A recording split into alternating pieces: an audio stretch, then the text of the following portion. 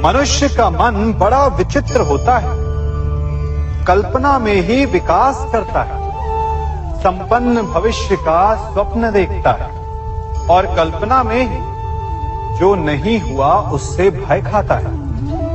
और यही भय मनुष्य का सबसे बड़ा शत्रु है। हमारे भविष्य के मार्ग में, हमारे आनंद के मार्ग में सबसे बड़ी बाधा है। अब आप लोग मुझसे पूछेंगे कि इसका तोड़ क्या है, भय से मुक्ति कैसे पाई जाए? तो ये प्रश्न आप स्वयं से पूछिए, तनिक सोचिए। जब आप एक सुंदर भविष्य की कामना करते हैं तो उसे पाने के लिए आप परिश्रम करते हैं ना। ठीक उसी प्रकार भय से मुक्ति पाने के लिए आप उससे लड़ जाएं और उसका निवारण आपको स्वतः ही मिल जाएगा। इसलिए जब भी भय आपको सताए तो उससे भागे नहीं, उससे घबराए नहीं, क्योंकि भय का काम ही होता है आपको भयभीत करना। इसलिए जब भी भय आप पर आक्रमण करे तो आप भी उस पर पहले ही आक्रमण कर दें। हम सब मित्रों के साथ रहना चाहते हैं, शत्रुओं से दूर रहना चाहते हैं। क्यों? क्योंकि हमें जीवन में आनंद पाना है, जीवन में आगे बढ़ना है, स्वयं को संपन्न देखना है। और यदि किसी से भी आप पूछेंगे कि जीवन में सफलता पाने के लिए सबसे अधिक आवश्यकता किसकी होती है, तो हर एक आपको लगभग एक ही उत्तर देगा। सफलता प्राप्त करने के लिए आपको सच्चे मित्रों की आवश्यकता होती है। परंतु यदि आपको और अधिक सफल होना है तो आपको केवल मित्रों की नहीं, शत्रु की अधिक आवश्यकता है। अब आप कहेंगे, ये मैंने कैसी बात कर दी? तनिक स्वयं सोचिए। जब भी संकट आता है तो मित्र क्या करते हैं?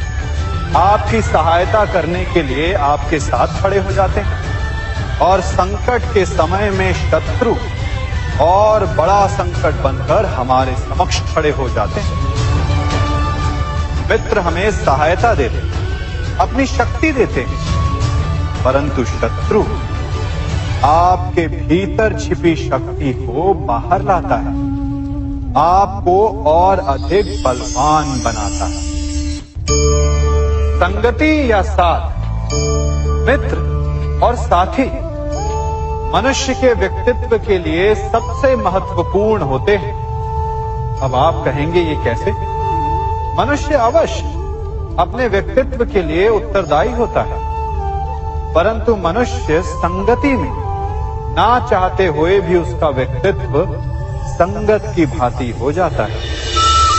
इन पात्रों को देख रहे हैं, मध्य में जल रखा है, इसमें दूध है और इसमें मलिन कीचड़ रखा है।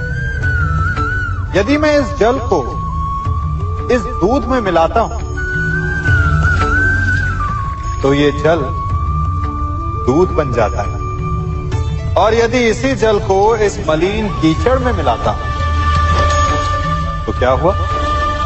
ये जल कीचड़ बन गया। ऐसी कोई युक्ति नहीं कि जल बिना घुले मिले दूध या कीचड़ में अपना अस्तित्व बनाए रखे या उनसे अलग रहे।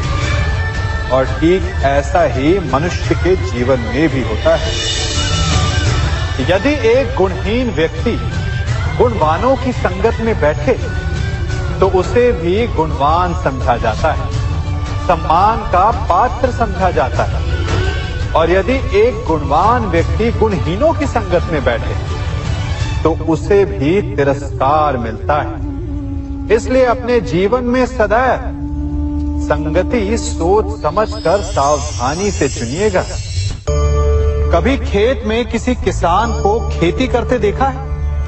वो उसे सींचता है, उसे जोतता है, पशु पक्षियों से खेत की फसल की रक्षा करता है, परंतु एक बात का वो सबसे विशेष ध्यान रखता है कि कहीं खेत में खरपतवार ना उग जाए, क्योंकि एक खरपतवार खेत की सारी फसल को नष्ट कर सकती है। ठीक उसी प्रकार यदि वंश की कोई संतान खोटी निकल जाती है तो वो समूचे वंश का सर्वनाश कर देती है। इसीलिए संतान के लालन पालन में विशेष ध्यान देना आवश्यक होता है, क्योंकि संतान वो फसल होती है जो वंश के आने वाले समय को महान बना सकती है या फिर वंश का पतन भी कर सकती है। मनुष्य भी बड़ा विचित्र प्राणी है। अपनों से नीचे के स्तर के लोगों को वो हे दृष्टि से देखता है, उनका उपहास उड़ाता है, उनसे बार बार कहता है कि तुम्हारा कुछ नहीं हो सकता, तुम भविष्य में कुछ नहीं कर पाओगे।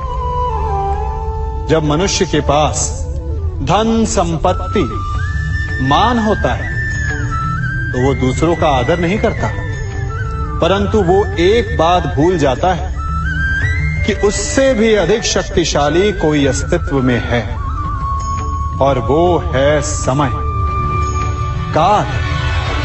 काल अपना चक्र कब बदलेगा ये कोई नहीं जानता। समय अपनी करवट कब लेगा ये कोई नहीं जानता। कोयला भी समय के साथ साथ हीरे में परिवर्तित हो जाता है। इसलिए जीवन में कभी भी किसी का भी उपहास नहीं उड़ाना चाहिए।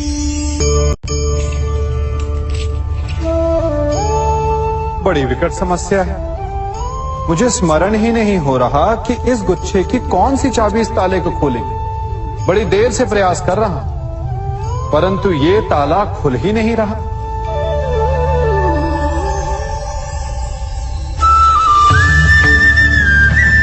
ऐसी परिस्थिति में आप क्या करेंगे? अधिकतर लोग ऐसी परिस्थिति में अपनी आशा खो बैठते हैं। उन्हें लगता है कि चाबी खो गई। वो तिलमिला जाते हैं, क्रोधित हो उठते हैं, परंतु उस समय धैर्य रखें तो गुच्छे की अंतिम चाबी ताला खोल सकती है। कुल्हाड़ी का अंतिम प्रहार वृक्ष को काट के गिरा देता है, परंतु क्या सत्य में कुल्हाड़ी का अंतिम प्रहार वृक्ष को काट के गिरा देता है? आपको आपका लक्ष्य दिला देता है? नहीं, आपका निरंतर प्रयत्न ही आपको सफलता दिलाता है। जब आपका मन निराश है तो अपने कार्य में दुगनी उत्साह से जुट जाइए, क्योंकि अनावरत बहता जल ही कठोर चट्टान को काट सकता है। सफलता का मूल है परिश्रम, प्रयास और आशा। मनुष्य का जीवन ऋतुओं के समान होता है। आज ग्रीष्म तो कल वर्षा, परसों शीत। तनिक संकट आया तो हम संयम खो बैठते हैं, तनिक ऋतु बदली तो हम अधीर हो जाते हैं। अपने आक्रोश में, अपने क्रोध में हम उनसे ही संबंध बिगाड़ लेते हैं जो हमारे अपने होते हैं। क्यों ऐसा होता है ना? हमें लगता है कि हमारे अपने फिर से मना लेंगे, परंतु स्मरण रखिए, सदा ऐसा करना संभव नहीं होता।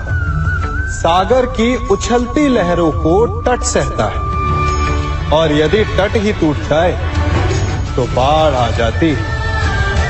हमारे संबंध भी दूध की भांति होते हैं।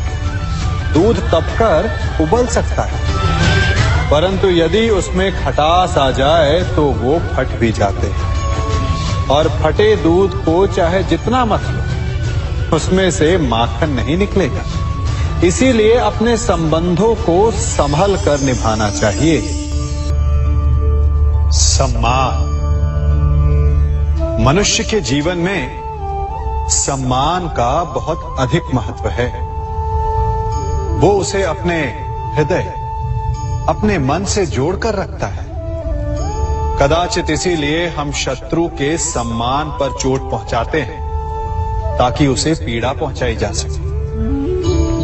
परंतु ऐसा करने से सावधान रहे मित्रों। शरीर पर लगी चोट मनुष्य भुला सकता है, परंतु उसके सम्मान को लगी चोट उसे जीवन भर पीड़ा देती है। और स्त्री के मान सम्मान पर लगी चोट उसे उस सीमा तक ले जाती है जहां उसे केवल प्रतिशोध दिखाई देता है।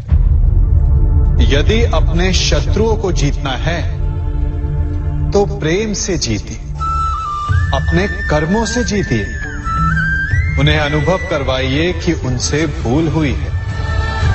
किसी के सम्मान को ऐसी चोट ना पहुंचाइए कि वो आपका नाश करने पर उतरा है। स्मरण रखिए, किसी का अपमान करके आपके हृदय को कदाचित थोड़ा संतोष आ जाए, परंतु उस अपमान से आप कई हृदयों को आघात पहुंचाते हैं और अपने लिए एक शत्रु और बढ़ा लेते हैं।